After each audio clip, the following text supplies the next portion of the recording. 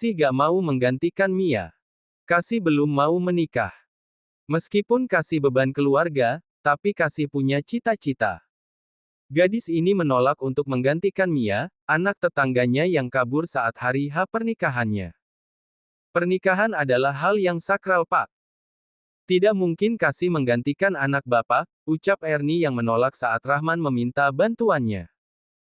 Jika kalian tidak mau menolongku, aku akan menghasut warga desa untuk mengusir kalian. Ancam Pak Rahman yang ternyata seorang kepala desa. Bu, bagaimana ini? Kasih menggenggam tangan ibunya. Janganlah seperti itu, Pak. Bapak tidak bisa memaksakan kehendak. Jika Mia tidak mau menikah, kenapa tidak dibatalkan saja? Ernie berusaha bicara baik-baik pada Pak Rahman. Mau taruh di mana wajahku pada keluarga Raharja? Jika Kasih tidak mau menggantikan Mia, akan kupastikan besok kalian akan ditendang dari desa ini. Kasih. Lirih Ernie yang ketakutan. Ia tahu betul siapa Rahman yang memiliki sifat tak mau mengalah. Kasih menatap wajah ibunya lalu menarik nafas pelan. Baiklah, Pak. Kasih akan menggantikan Mia, ucap Kasih yang mau tidak mau harus mengikuti permintaan Pak Rahman. Pak Rahman tersenyum lebar, pria ini langsung mengajak Kasih dan ibunya pergi ke rumahnya yang berdampingan. Kasih dirias secantik mungkin. Tak ada senyum bahagia yang terpancar dari wajah perempuan ini. Sungguh, mimpi apa Kasih semalam hingga pagi ini ia harus menikah dengan laki-laki yang tak ia kenal dan cinta. Oh, ini yang namanya Kasih? Tanya Hesti. Iya Bu Hesti. Dia yang akan menggantikan Mia, jawab Bu Wiwin istri Pak Rahman. Kasih, ini Bu Hesti. Calon mertua kamu, ujar Pak Rahman memberitahu. Kasih hanya diam saja, ia masih sibuk dirias. Gila. Mimpi apa aku semalam? Tanya Kasih dalam hatinya. Ngomong-ngomong, di mana calon suami Mia sialan itu? Kasih sibuk bergelut dengan pikirannya sendiri, hingga tanpa ia sadari Kasih sudah selesai dirias. Bu Ernie, awas aja kalau Bu Ernie bersikap macam-macam. Kami tidak akan segan-segan mencelakai keluarga kalian. Ancam Wiwin sesaat sebelum akad. Sampai detik ini Kasih belum melihat laki-laki yang akan dinikahkan dengannya. 5 menit kemudian acara pernikahan dimulai, seorang laki-laki keluar dari dalam mobil. Sungguh membuat Kasih tercengang saat melihat pria tersebut. Astaga. Pantesan aja Mia menolak. Ternyata modelan begini. Kasih melengos, semakin hilang semangat dalam hidupnya. Begitu juga dengan Ernie, ia tidak menyangka jika calon suami anaknya memiliki keadaan seperti ini. Rangga, pria cupu dengan rambut panjang dan gigi tonggos bahkan ada tompel di leher pria tersebut. Sabar nak, bisik Ernie pada anaknya. Kasih tersenyum tipis lalu berkata, tidak apa-apa Bu. Sama-sama ciptaan Tuhan kok. Rangga menoleh ke arah Kasih sekilas, wajah cantik meneduhkan. Beda dengan Mia yang sudah ia temui beberapa waktu lalu, tampak judes dan sombong bahkan Mia berani menghina fisik Rangga di depan semua orang. Kata sah menggema, Pak Rahman menghela nafas lega begitu juga dengan istrinya. Acara selesai, mau tidak kau Ernie harus rela melepas anak perempuannya untuk tinggal dengan suaminya. Untung saja Kasih masih tinggal satu desa dengan ibunya karena orang tua Rangga memiliki rumah mewah di desa ini. Jaga sikap ya nak, meskipun kamu dan suamimu tidak saling kenal tapi kamu harus tetap patuh padanya. Hargai dia, layani dia sebagai tanggung jawab kamu sebagai istri. Pesan Ernie sebelum Kasih dibawa pergi. Iya Bu. Kasih mengerti. Ibu dan nada hati-hati ya di rumah. Kasih janji akan sering main ke rumah kok. Iya nak. Ernie memeluk Kasih, tanpa terasa air matanya jatuh membasahi pipi. Dengan berlapang dada Ernie melepas anaknya. Perjalanan 15 menit akhir Kasih tiba di rumah mewah milik suaminya. Selamat datang di keluarga Raharja, ucap Pak Diman. Maaf kami ya Kasih, kami harus segera pulang ke kota hari ini juga.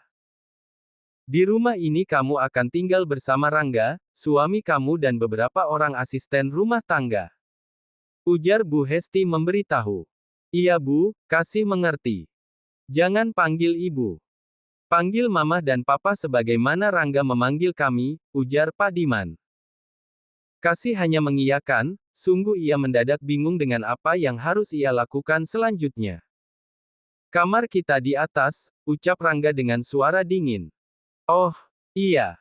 Kasih mengekor di belakang Rangga sambil membawa tas besar berisi pakaian miliknya.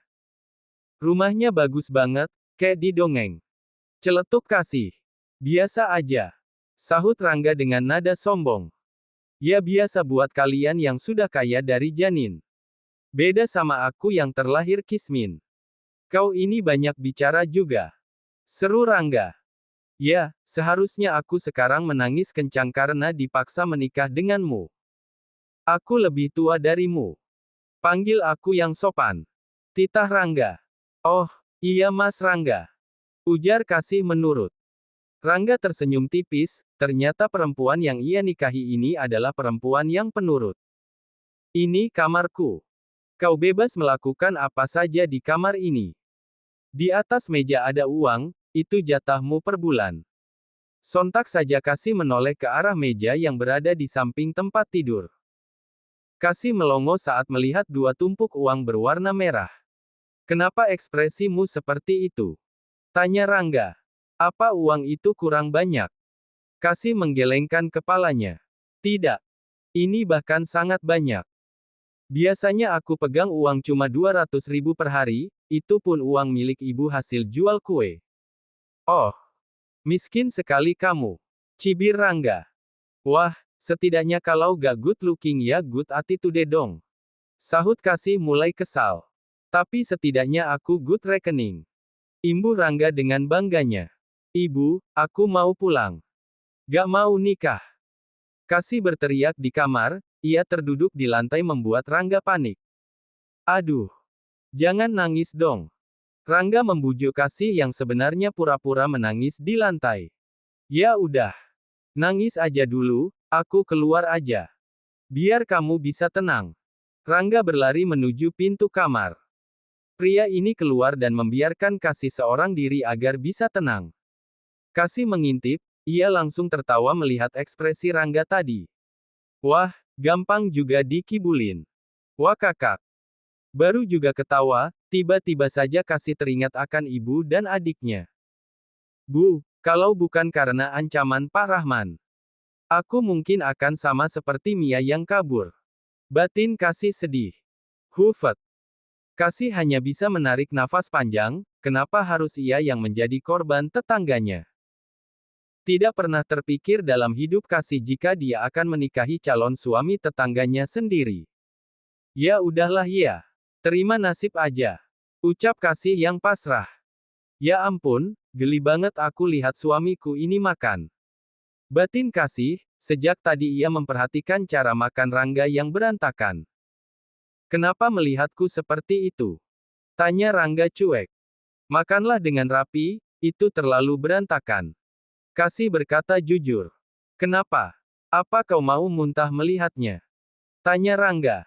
Tidak. Bukan begitu maksudku. Kau sudah dewasa, melihat cara makanmu itu seperti balita saja. Wah, terus terang sekali ucapanmu itu. Daripada aku memujimu tapi berbalik dari kenyataan. Kasih beranjak dari duduknya, ia mengambil tisu lalu membersihkan makanan yang berserakan di atas meja makan. Cuci tanganmu. Titah Kasih. Aku belum kenyang. Kenapa kau menyuruhku mencuci tangan? Protes Rangga dengan wajah kesal. Aku akan menyuapimu. Jawab Kasih. Aku bukan anak kecil yang tidak bisa makan sendiri. Diam dan menurutlah. Titah Kasih dengan nada tinggi. Siapa kau yang berani memberi keperintah? Hah? Sentak Rangga tak kalah meninggikan suaranya. Aku istrimu. Jawab Kasih tegas. Mendengar jawaban Kasih, Rangga mendadak diam. Kau terlahir dari keluarga kaya, sudah pasti relasi keluargaku sangat banyak.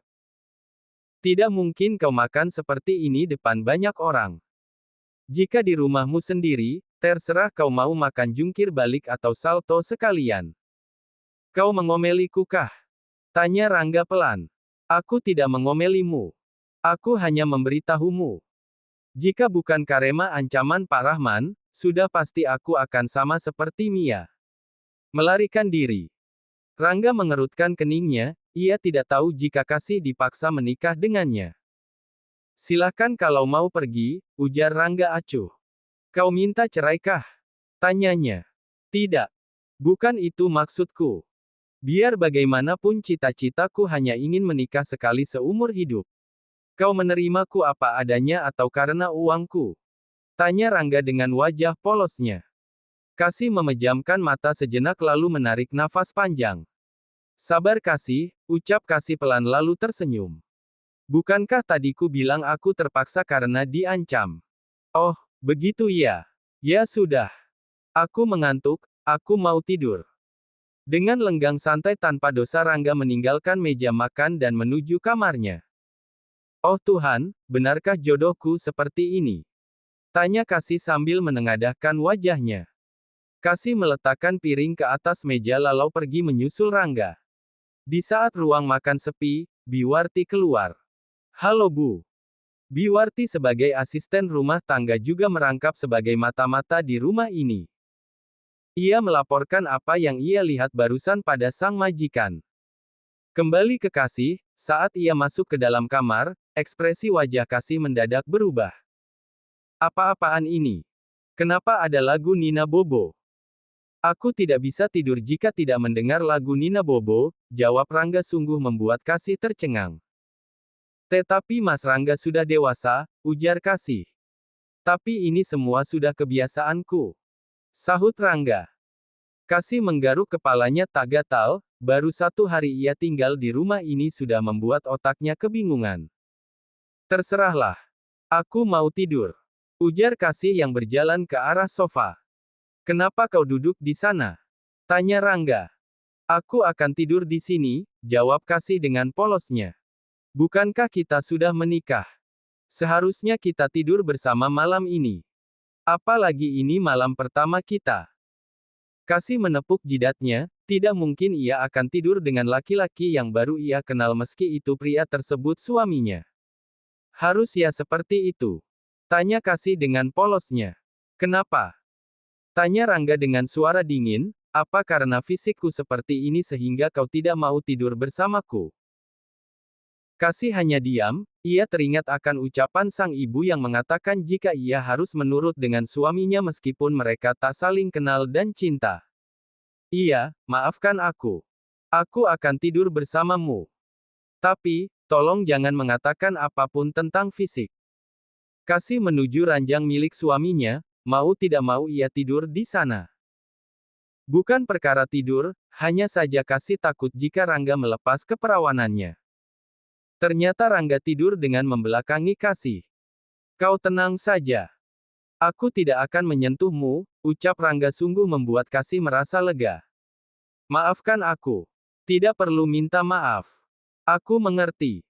Keduanya memejamkan mata, di malam pertama tanpa cinta dan ranjang berirama. Malam telah berganti pagi, saat Rangga bangun ia sudah tak mendapati Kasih di sampingnya. Kemana si miskin itu? Rangga bertanya-tanya. Rangga keluar dari kamar, pria ini mencari Kasih yang ternyata ada di dapur. Hei, sedang apa kau di dapurku? Tanya Rangga mengejutkan Kasih. Sedang melukis. Jawab Kasih bercanda, ya sedang masaklah. Bi, awasi dia. Jangan-jangan dia nanti meracuniku akibat dipaksa menikah denganku. Iya mas. Wah, tidak boleh berpikir buruk padaku. Meskipun aku dipaksa menikah denganmu tapi aku sama sekali tidak memiliki pemikiran sampai ke situ. Ujar Kasih membela diri. Oh begitu ya. Buatkan aku susu. Titah Rangga. Pria ini kemudian berlalu begitu saja. Ini susu yang biasa diminum Mas Rangga, ujar Biwarti memberitahu. Kasih tertawa saat melihat kotak susu tersebut yang ternyata susu untuk anak-anak usia 5 tahun. Lama-lama aku gila, ucap Kasih. Biwarti hanya diam saja, ia sibuk mengambil alih masakan Kasih. Tak berapa lama Kasih keluar dengan membawa segelas besar susu untuk suaminya. Ini susumu Mas. Ujar Kasih. Hih. Rangga langsung menyilangkan kedua tangannya di dada. Kenapa? Tanya Kasih heran. Itu susu sapi atau susumu yang kau peras sendiri? Tanya Rangga tidak masuk di akal. Kasih tercengang saat mendengar ucapan Rangga. Ibu, Kasih mau pulang bu. Teriak Kasih stres. Kasih masih anak mami. Seru Rangga. Terserah apa katamu wahai suamiku. Sekarang minum susumu setelah itu mandi. Aku akan menyiapkan pakaianmu. Jangan.